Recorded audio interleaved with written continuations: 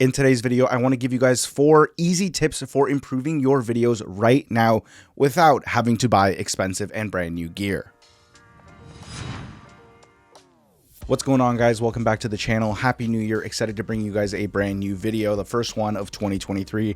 And as always, very excited to sit down with you guys to talk about more sports creative content. If you guys are new to my channel, welcome. My name is Juan. I'm a 25-year-old sports content creator working full-time in the sports industry, here to help you guys with advice, tips and tricks, gear, everything you guys might need in order to find yourselves a career in the sports creative industry. With how content creation has been exponentially growing as a career path in recent years, the race on how to make better videos is one that everyone is in on right now. And in this race, it can be really easy to feel like you're falling behind the competition, especially with how frequently we're getting new camera gear released. It might be really easy to yourself to think that you might be able to get better videos and better content if you just bought, say that new FX30 or the new Sony R5 Mark II, or maybe that newest and best piece of glass that just came out. But what if I told you that the camera you have right now is more than good enough for the content you want to create? You just haven't gotten the full potential out of it. In today's video, I want to give you guys 4 very easy tips on how you can unlock the maximum potential of the camera you have right now in order to make better videos starting today without having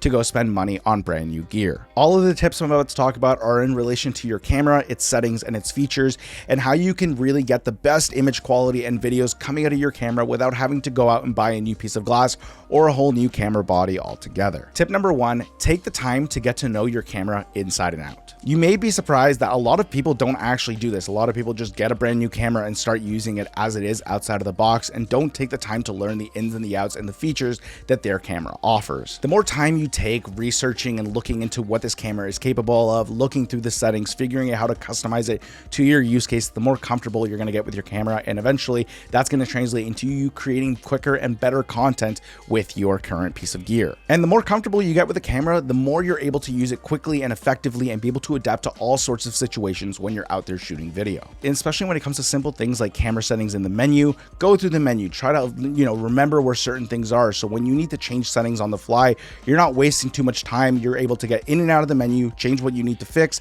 and you're right back to shooting and creating the content you need to make. Specifically, custom buttons and custom modes are things that everyone should be setting in their camera and taking the time to learn what they do, because believe me, for me, when I'm shooting sports, those 2 things are a huge part of my workflow. When I'm in a run and gun scenario and I need to change a setting like Kelvin, or when I need to change the frame rate I'm shooting at, having these modes accessible to me save me so much time and allow me not to miss a beat when I'm out shooting a game or I'm out shooting a documentary, what have you.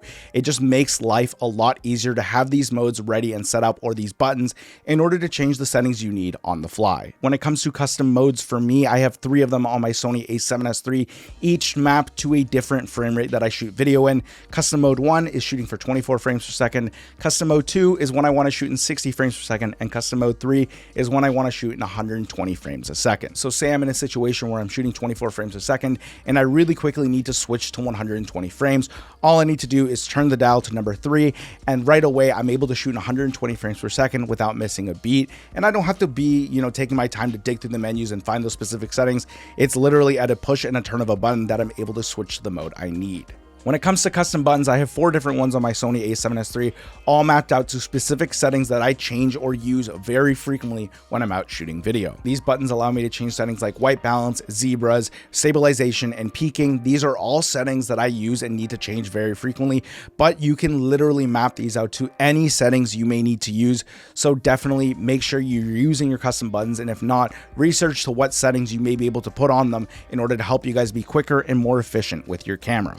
A camera is simply a tool, and the more you make this tool work for you and you get more comfortable using it and faster and more efficient with it, the better content you're going to be able to create because of that. Tip number 2, make sure you learn how to expose your image correctly. For me, a sign of a beginner or amateur level work is seeing a video that is overexposed and very blown out, or something that's very underexposed and seems a little too dark. And learning how to properly expose manually is a very important way to improve your videos altogether. The issue with underexposing your video videos is that your image isn't going to be bright enough for the viewer to see details in the shadows or the darkest parts of your images.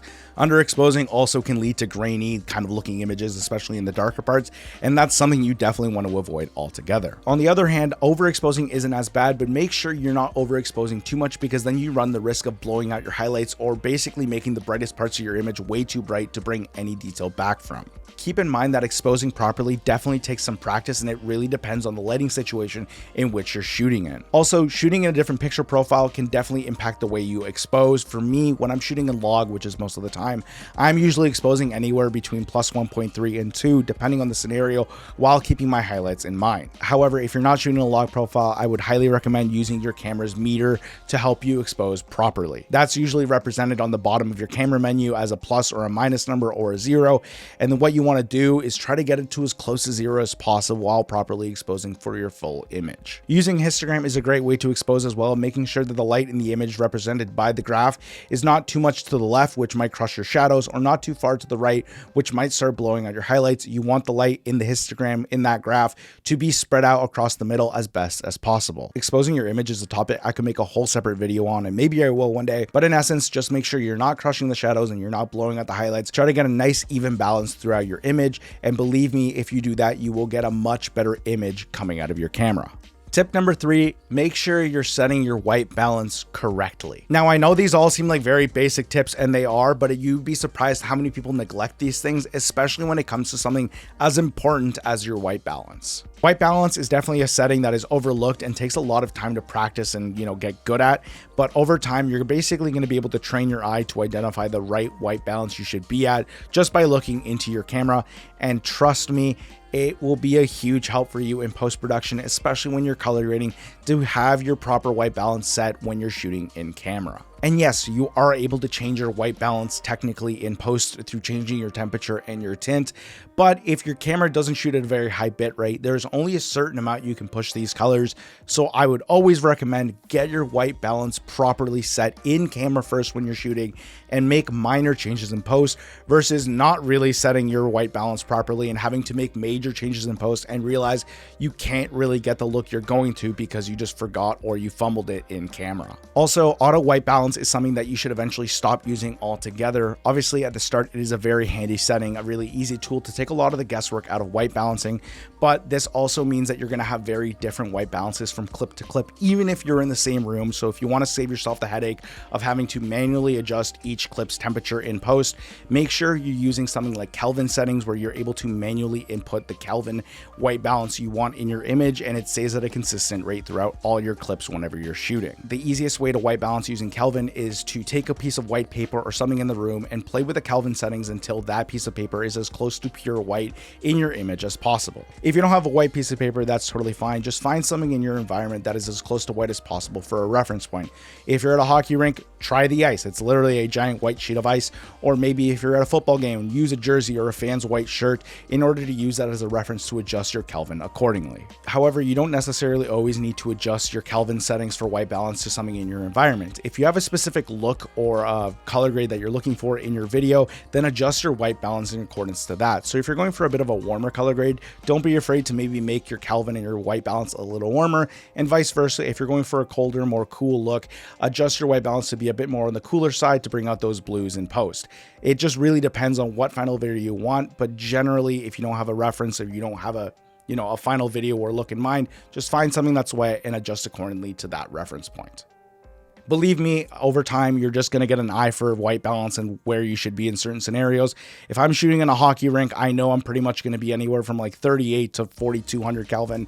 If I'm outside shooting football or soccer or anything outdoors, I'm probably going to be somewhere between 4700 to 5200. You're just going to get an eye for it over time. It just comes with practice. So make sure you're not using auto white balance and you're properly white balancing your image to get a better look overall. My fourth and final tip to you is to shoot in the highest resolution that your camera allows. I've said it before, and a lot of people always give me flack about this, but I'm going to hold my ground.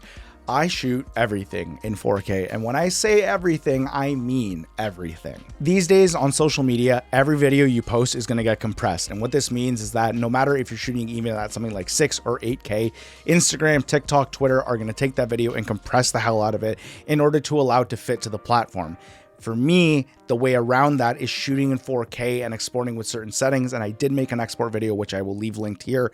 And by doing that combination of certain export settings and shooting at the highest possible resolution, I'm able to post very high quality videos on my Instagram and retain a lot of that quality. But believe me, there is a difference between uploading a video that was shot in 1080p and uploading a video that was shot in 4K, at least through my experiments and my research. And also I have developed export settings that have allowed me to retain a lot of quality through compression, and I did make a video about that, so I will link that above or down in the description below. But by shooting that highest quality video that I can, and then by using these very specific export settings, I'm able to retain a lot of quality on Instagram, not lose a lot of the sharpening. It doesn't really get bogged down like a lot of other bit videos does. So if you're able to shoot in 4K quality, or if you're not, shoot in 1080p or whatever the highest quality you can out of your camera. Shooting in 4K also gives you the opportunity to reframe a lot of shots by punching into your image and not losing quality. And also you're able to crop for social media a lot easier. Whether you're cropping in 4:5 or a 9:16 vertical, you're able to crop in and punch into your image a lot more without losing quality because you're shooting at 4K resolution. A lot of prosumer cameras do have the ability to shoot 4K or higher quality videos. So if you haven't done yet, I would highly recommend doing so to see if it makes a difference in the quality of your videos. But also make sure you're shooting the resolution in relation to the frame rate you need to shoot in. For example, my A6300 that I used to shoot in all the time, and this also applies to the newer A6400, I was able to shoot 4K, but only in 24 or 30 frames per second. If I wanted to shoot in 60 or 120 frames, I had to shoot in 1080p.